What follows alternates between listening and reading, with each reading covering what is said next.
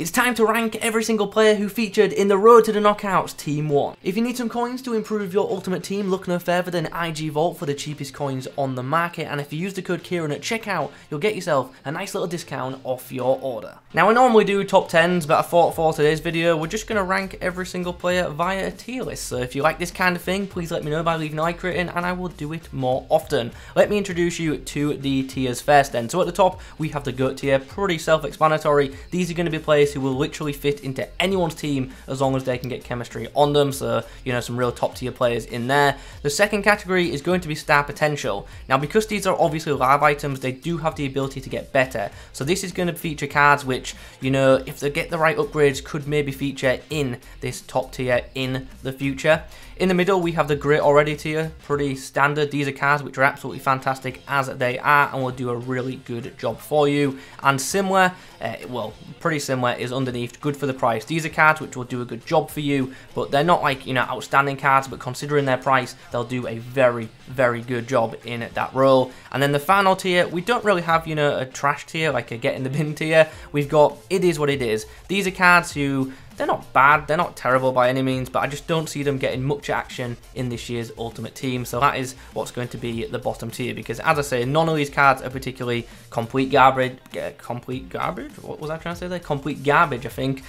So that's what that is. As always, I do want to hear from you guys, so in the comments below, let me know your opinions on the rankings as we go, and feel free to let me know how you would personally rank them as well. So before I start struggling with any other words, let's begin, and we start with Danjuma, and he is going to go in Great Already for me. I think this is a very good card. Obviously not looking too likely to get the upgrades as things stand, but for an 84 overall, I think it's a pretty effective item. Obviously not too cheap, so I don't think it can fit into good for the price, but it is an effective item in game. Probably will become outdated though when we get more winger cards available in the game, so probably doesn't have too much longevity in Ultimate Team, but for now, I feel like he fits this category. It's a D-up, I'm sorry, but you're going into it is what it is. Yeah, just gonna have to. I have actually reviewed him on my second channel. If you want to check that out, there's a link to do so in the description. Used him, he's not terrible by any means, don't get me wrong, but there are just so many better cards available in the game, also for much less. So unfortunately, this is the category that he is going to be staying in for me.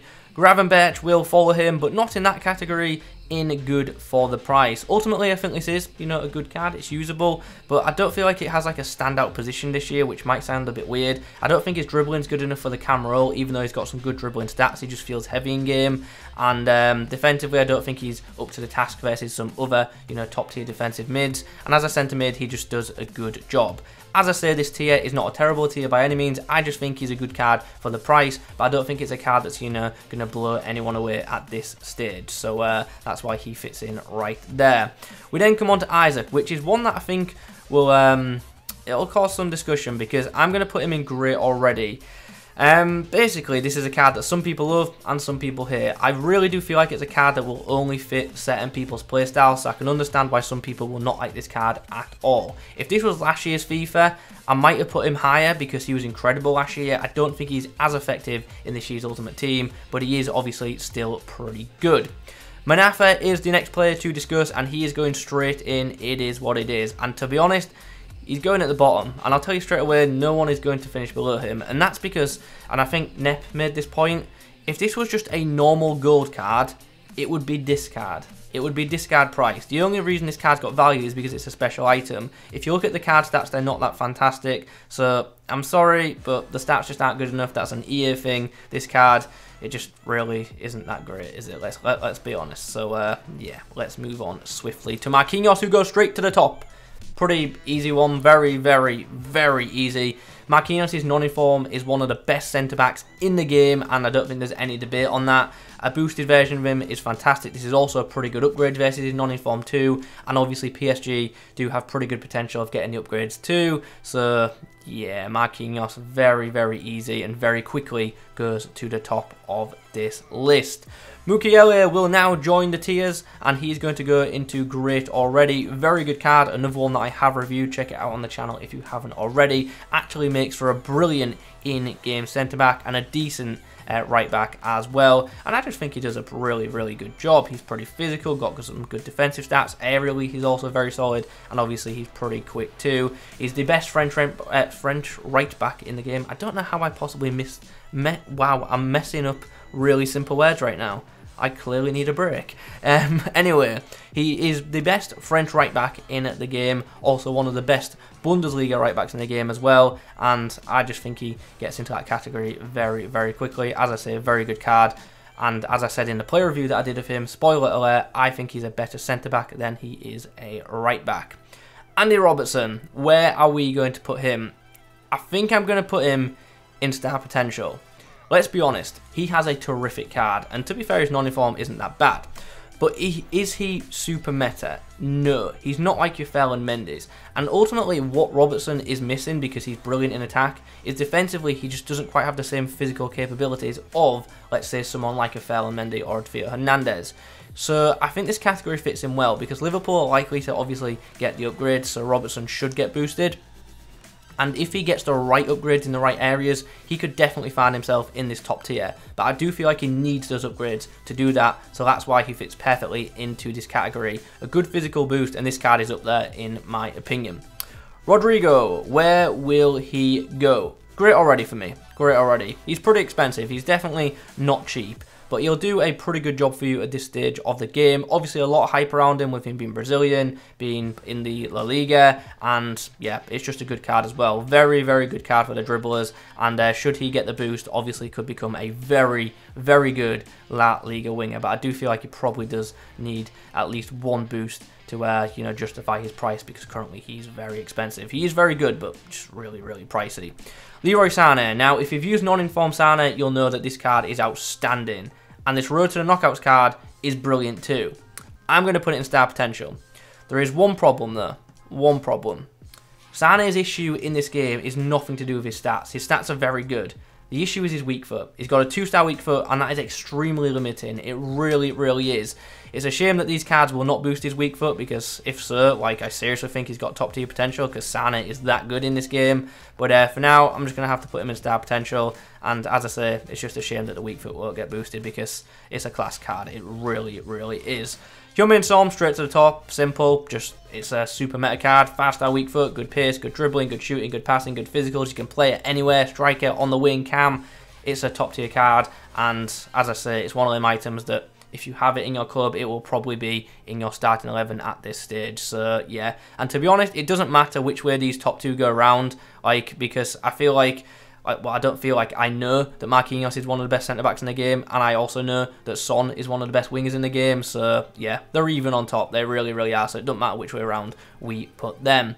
Alex Teixeira, good for the price for me, good for the price. I actually think it's a very good card, but he's like 15k, and for that, you really can't complain. It's a very good card, and at least stage of FIFA, a very effective one too. Obviously, we'll get outdated in a couple of months. We have got to remember how early we are into the cycle, but a very good card for the price. 15k, you really can't go wrong.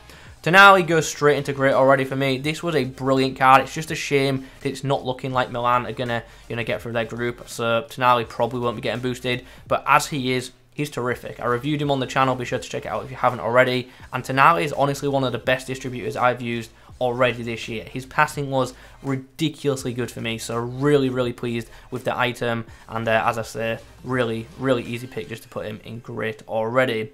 We're actually going to do Teixeira last, so let's do Vidal, who I believe does have some top tier potential. Obviously got a massive boost versus his non-inform in regards to pace, which made him extremely usable. In every other area, he's very stacked, so if Inter Milan can do a good job in the Champions League, get out the group, and this Vidal can get boosted, then obviously that is going to end up being a ridiculous card. And if Inter Milan did somehow win all their games and got both boosts, this card I think would get mega expensive real fast, because at that point it's going to be crazy.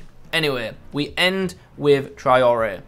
Now, I reviewed him on my second channel, and I can tell you right now, spoiler alert, he is brilliant. Really top tier right back, and I would use him over Hakimi every day of the week if I was running with a full League One squad. Obviously not the easiest player to get in for chemistry, but he's a brilliant right back. He's got the pace, his dribbling's very good for a defender, his attacking ability, his crossing is very good, defensively he's solid, and also physically he's very nice as well. Stadroner look like they're going to get some boosts as well. Stadroner, sorry, look like they're going to get some wins, and they should get out their group, so this card should get upgraded, and at that point, honestly, it really could end up being in that top tier if the boosts are obviously good enough. We'll have to wait on that. But yeah, Traore, top tier right back, and definitely does have potential to be in this top row as long as them boosts that EA give are good enough. So that's that. Those are my rankings for every tradable player in the Road to the Knockouts Team 1. Obviously, there's been a bunch of SBC players released, and I didn't want to include them because, let's be honest, in a week they're not available for everyone, and if you're watching this video not this week, then those cards won't be available to you. So I only wanted to do tradable cards, but I can tell you that Road to the Knockouts for Kia probably would have been in this star potential category because he's outstanding. Andre, the objective, probably would have been in this bottom tier. I just don't think it's... Well, no, look, I guess he goes in good for the price because he's quote-unquote free, so I guess you can't really complain about that, but honestly, I don't see too many people using that Andre, and if I'm being honest, right now, I can't remember the other SBC. Oh, we've got Delict.